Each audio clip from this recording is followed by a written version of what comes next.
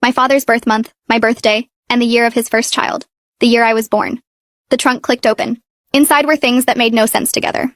Digital audio recorders, dozens of them, all labeled with dates and codes. Photographs of people I didn't recognize, mostly older men and women with weathered faces, wearing traditional clothing I couldn't place.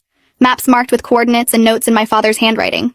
And at the bottom, a letter with my name on it in an envelope that had never been sealed. Dennis picked up one of the recorders. What the hell was your dad into? I opened the letter. My father's handwriting was shakier than I remembered, suggesting he'd written this near the end of his life. Evelyn, if you're reading this, I'm gone and Oliver has started speaking Koresh. I knew this day would come. I've been playing the recordings for him since he was an infant. When you brought him to visit, when you left him with me for weekend babysitting, I would play them while he slept. Children's brains absorb languages differently than adults. By the time he's 7 or 8, he'll be fluent without consciously knowing why. I'm sorry for doing this without your consent, but I had no choice. The Koresh people didn't go extinct in 1987. 73 of them survived the purges. I helped hide them. I was part of a CIA operation that was supposed to extract and eliminate the remaining speakers to prevent them from testifying about what they'd witnessed. Instead, I turned. I got them out. I gave them new identities. I've spent 30 years protecting them from the people who want them dead. The recordings in this trunk are their oral histories, evidence of atrocities that powerful people need to stay buried. Oliver speaking Koresh makes him a living repository of a language the world thinks is extinct. When the wrong people find out, they'll come for him. My hands were numb. I read the letter twice, then 3 times, hoping the words would rearrange themselves into something that made sense. Dennis was staring at me with an expression caught between disbelief and horror. This is insane. Your dad was a translator. He worked from home. He didn't run covert operations.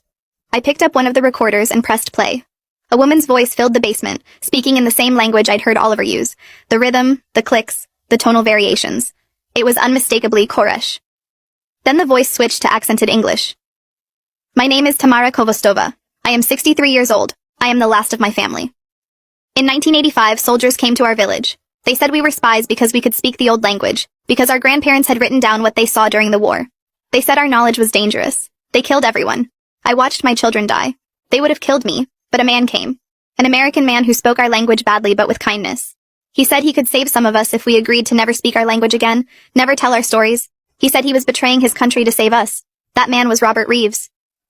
My father's name in a dead woman's voice. I dropped the recorder. Dennis caught it before it hit the floor.